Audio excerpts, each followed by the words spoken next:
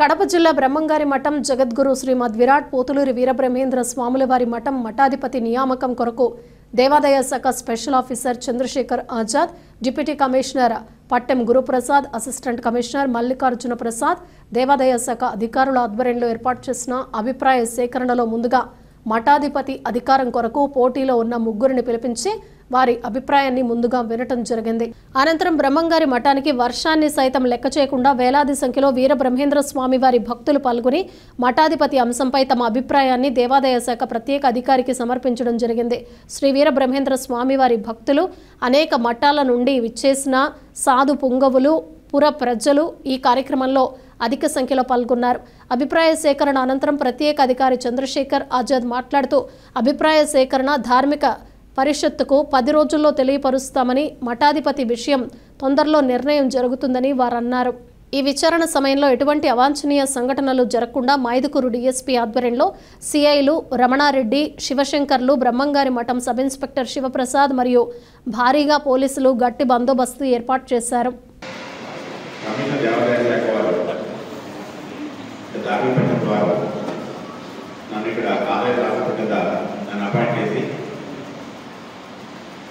ఎవరైతే అప్లికేషన్ పెట్టుకున్నారో నాకు పీఠాధిపతి ఇవ్వండి అని చెప్పేసి ఎవరైతే అప్లికేషన్ పెట్టుకున్నారో వాళ్ళందరూ నేను శిష్యుల్ని, భక్తుల్ని అందరూ కూడా ఒక మీటింగ్ నిర్వహించి వాళ్ళ యొక్క అభిప్రాయాలు తీసుకొని వాటితే దీక్షపూర్వకంగా కానీ ఓరగా కానీ ఎవరైతే చెప్పిందే చెప్పకుండా తెలుసుకుంటే చెప్పారు చెప్పకుండా దీక్షగా అభిప్రాయం తీసుకొని మాకు పంపించండి.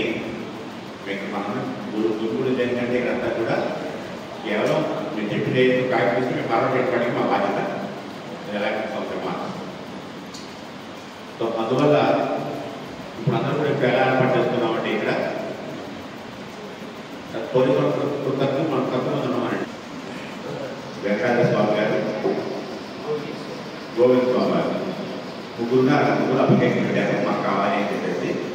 ఇప్పుడు వాళ్ళు ఏంటంటే వాళ్ళ యొక్క పాయింట్లు ఏమవుతున్నాయో ఆల్రెడీ మాకు కూడా జరిగింది. అంతా కూడా వాళ్ళ యొక్క మాకు ఉన్న పాయింట్ ఏమి అడుగుతున్నాం అని అందరూ ఇస్తున్నారు. ఆల్రెడీ మా గవర్నమెంట్ కూడా కమ్యూనికేట్ చేసింది. వాళ్ళు ఏమి రిప్రజెంట్ ఇస్తున్నారు, వాళ్ళకి అనుకూలమైన ఎవిడెన్స్ ఏదైతే ఉంది అవన్నీ కూడా ఇస్తున్నారు అన్నమాట.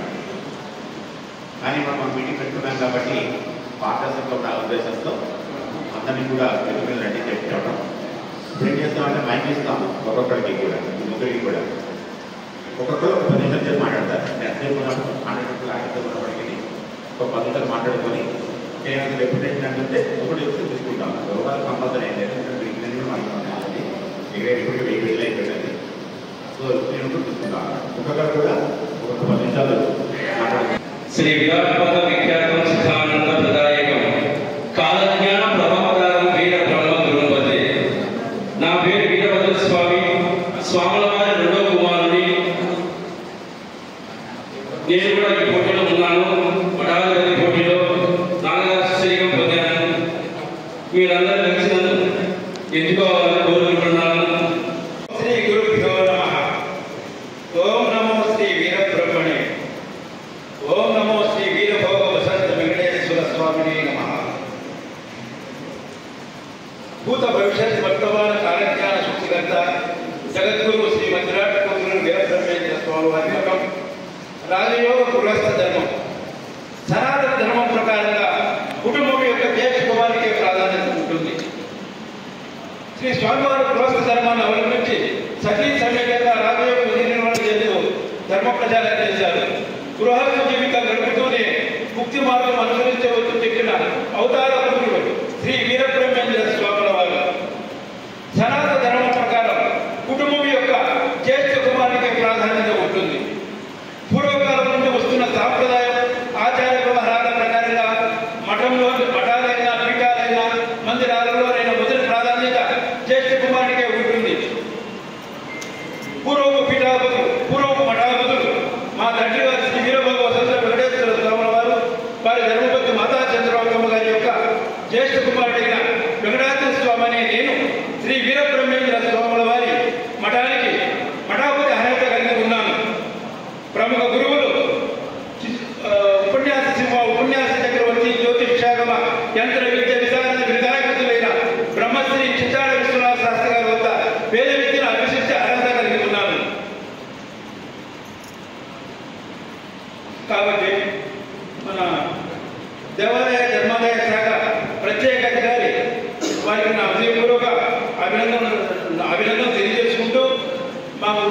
సాంప్రదాయ ఆచారాల ప్రకారంగా మా మఠాధిపతి ఇవ్వాల్సిందిగా మనస్ఫూర్తిగా నేను కోరుకుంటున్నాను.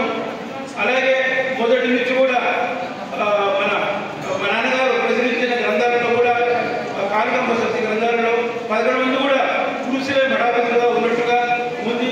అక్కడ కూడా ప్రతి ఒక్క మాటకే హక్కు అనేది ఉంది. ఇప్పుడు ఉదాహరణకు వీరబ్రహ్మేంద్ర స్వామి వారు బ్రహ్మంగారి మఠాన్ని స్థాపించారు 1950 సంవత్సరం తెలియదు స్థాపించారు. అప్పటి నుంచి ఇప్పుడు వరకు వీరబ్రహ్మేంద్ర స్వామి వారి 5 మంది కుమారుడు అయితే పెద్ద కుమారుడు సిద్ధలింగయ్య స్వామి దత్తత స్వీకారం చేయడం వల్ల రెండో కుమారుడు పెద్ద కుమారుడు అయినందువల్ల అతనికి గోవింద స్వామికి మఠాధిపతి ఇవ్వడం జరిగింది. కాబట్టి అక్కడ పరంపర చూసుకుంటే వంశపారంపర్యంగా చూసుకుంటే పెద్ద కుమారుడికి వస్తున్నట్టుగా మా భావన. గతంలో మా నాన్నగారు కూడా 1969లో సింహాసనం అధిష్ఠించినప్పుడు వారు 38 రిజిస్టర్లో కూడా నేను జరిగినప్పుడు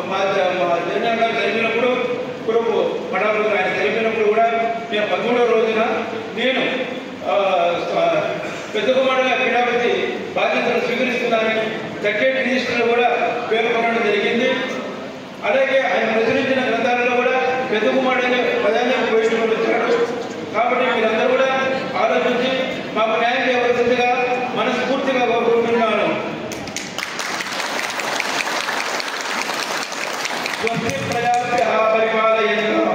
న్యాయేన మార్గేణ మహీమహేషాః దేవబ్రాహ్మణేభ్యః సోమస్తు నిత్యం లోకా సమస్తాః సుఖినో భవంతు.